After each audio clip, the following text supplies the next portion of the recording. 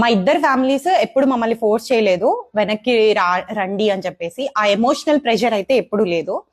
మేము చెప్పినప్పుడు మా ఇంట్లో వాళ్ళు కొంచెం డౌట్ ఉన్నా గానీ దేనో, అంటే నేను ముందు నుంచి వెరీ ఇండిపెండెంట్. ఎడ్యుకేషన్, మ్యారేజ్, అన్ని విషయాల్లో నా డెసిషన్స్ నేనే తీసుకున్నాను. అండ్ తీసుకున్నవన్నీ కూడా బాగా ప్రాపర్ గానే రిజల్ట్ అయ్యాయి.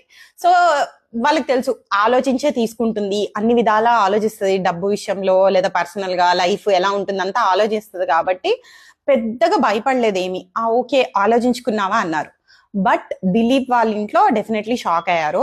పిల్లలకి ఎలాంటి ఎడ్యుకేషన్ ఇస్తారు, ఇక్కడ ఫీజెస్ ఎంత ఎక్కువ తెలుసా, ఈ రోడ్లలో అసలు ఈ ట్రాఫిక్ లో మీరు ఉండగలరా, ఇక్కడ జనాలు మీరు అనుకున్నంత రెస్పెక్ట్ఫుల్ గా మిమ్మల్ని ట్రీట్ చేయరు, అదంతా తీసుకోగలరా, ఈ వెదర్ కు ఉండగలరా, ఇలా చాలా క్వశ్చన్స్ వచ్చాయి.